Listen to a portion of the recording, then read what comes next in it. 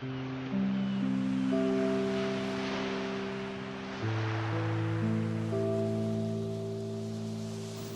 όμορφο και υγιές χαμόγελο χτίζεται από τη βρεφική ηλικία. Οι συνήθειες της στοματικής υγιεινής και η πρόληψη πρέπει να εδραιωθούν από πολύ νωρίς. Τα παιδιά θα πρέπει να μάθουν να έχουν συνέπεια στη φροντίδα των δοντιών τους. Είναι πολύτιμοι και θα τα ακολουθεί σε όλη της τη ζωή. Όταν γεννιέται ένα παιδί, τα νεογυλά δόντια είναι ήδη σχηματισμένα στην πάνω και την κάτω γνάθο. Η εμφάνισή τους γίνεται περίπου 6 μήνες μετά τη γέννηση, ενώ ολοκληρώνεται περίπου στους 30 μήνες. Τα νεογυλά δόντια είναι 20, 10 στην κάθε γνάθο. Εξασφαλίζουν τη μάσηση, διαμορφώνουν την ομιλία, βοηθούν στη σωστή ανάπτυξη της γνάθου και του προσώπου και προετοιμάζουν την ανατολή των μόνιμων δοντιών. Τα νεογυλά, όπως και τα μόνιμα δόντια, αντιμετωπίζουν τους ίδιους κινδύνους, μόνο που τα χαρακτηριστικά τους βοηθούν στην ταχύτερη επιδείνωση κάποιου προβλήματος. Η στοματική υγιεινή και ο καθαρισμός πρέπει να αρχίσει με την εμφάνιση των πρώτων δοντιών, στην αρχή με μια βρεγμένη γάζα και στη συνέχεια με παιδική οδοντόβουρτσα και οδοντόκρεμα με χαμηλή περιεκτικότητα σε φθόριο. Η πρώτη επίσκεψη στον οδοντίατρο θα πρέπει να γίνεται στους πρώτους 9 έως 12 μήνες για μια γενική εξέταση και ενημέρωση των γονέων για τη διαχείριση ερωτημάτων που δημιουργούνται κατά την ανάπτυξη του παιδιού.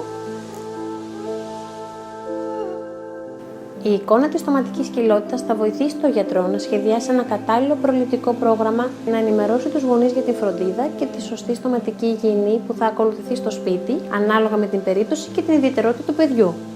Η δεύτερη επίσκεψη θα πρέπει να γίνει όταν το παιδί φτάσει στην ηλικία των 2,5 έως 3 ετών, όταν δηλαδή ολοκληρωθεί η εμφάνιση όλων των νεογυλών δοντιών. Σκοπός είναι να ελεγχθεί η φυσιολογική εμφάνιση των δοντιών και η κατάστασή τους, αν υπάρχει τεριδόνα και αν το πρόγραμμα τηρείται σωστά. Με βάση τον έλεγχο αυτό, ο οδοντίατρος θα προσαρμόσει το προληπτικό πρόγραμμα στη σύγχρονη εικόνα που έχει δημιουργηθεί κατά την εξέλιξη και την ανάπτυξη του παιδιού.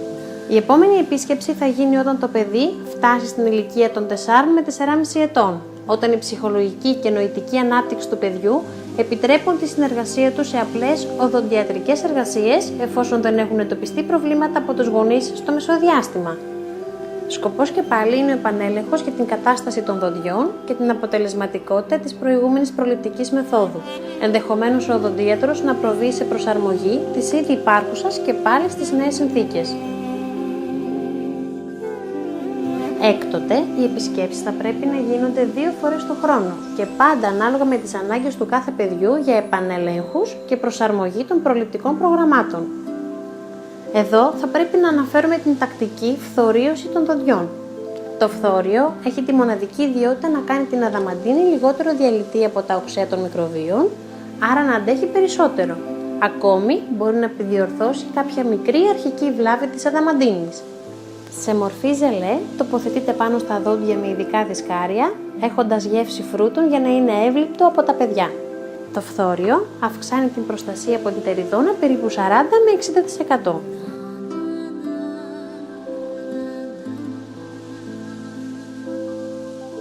Όσο σωστά και αν καθαρίζονται τα δόντια, τα μικρόβια ποτέ δεν απομακρύνονται τελείως από τις επιφάνειες των δοντιών. Ιδιαίτερα στα πίσω δόντια, τα οποία έχουν πολύπλοκη μορφολογία και έντονες σχισμές, είναι δύσκολη η απομάκρυνσή τους. Στο σοβαρό αυτό πρόβλημα υπάρχει λύση. Οι προληπτικές επικαλύψεις είναι λεπτές μεμβράνες που καλύπτουν, φράζουν τα αυλάκια και τις σχισμές των δοντιών. Οι επικαλύψεις αυτές, όσο υπάρχουν στην επιφάνεια του δοντιού, διατηρούν την ακεραιότητά τους, αποτρέποντας τα μικρόβια να τις προσβάλλουν.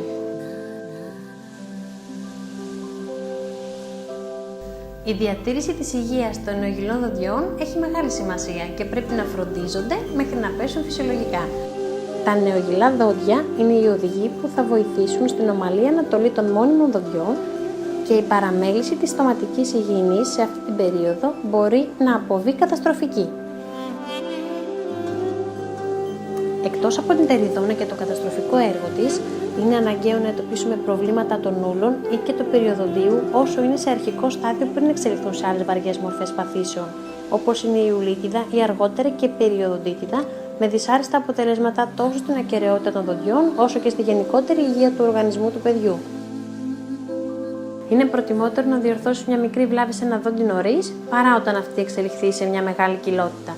Κάθε παιδί έχει διαφορετικές ανάγκες. Σε κάθε περίπτωση, ο οδοντίατρος είναι εκείνος που θα καθοδηγήσει με προληπτικά προγράμματα τη στοματική φροντίδα σε όλη την πορεία κατά την ανάπτυξη του παιδιού, μέχρι και την ενηλικίωσή του. Η τακτική επίσκεψη έχει ουσιαστική σημασία όχι μόνο για την έγκαιρη διάγνωση και θεραπεία των νόσων του στόματος, αλλά και για τον γενικό έλεγχο, καθαρισμό και ορθοδοντική αξιολόγηση. Ο οδοντίατρος θα ελέγξει σχολαστικά την κατάσταση των δοντιών, των ούλων και γενικά όλης της στοματικής κοιλότητας.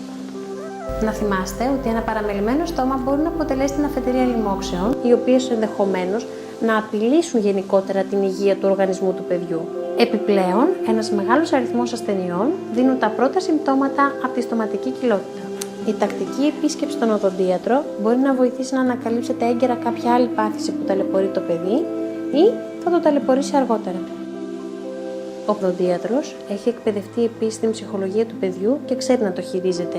Είναι λογικό λοιπόν εκείνος να καθοδηγήσει τους γονείς στον τρόπο προσαρμογής του παιδιού σε σωστή σχέση με το θέμα της στοματικής φροντίδας.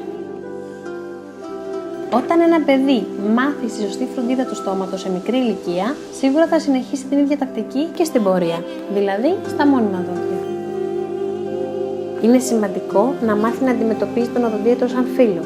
Η στοματική φροντίδα θα πρέπει να είναι κομμάτι της ψυχαγωγίας, μέρος του παιχνιδιού και να αντιμετωπίζεται ανάλογα από τους γονείς. Η καλή κατάσταση της στοματικής κοιλότητας και των δοντιών αυξάνει την αυτοπεποίθηση και παρέχει στο παιδί μια καλύτερη ποιότητα ζωής.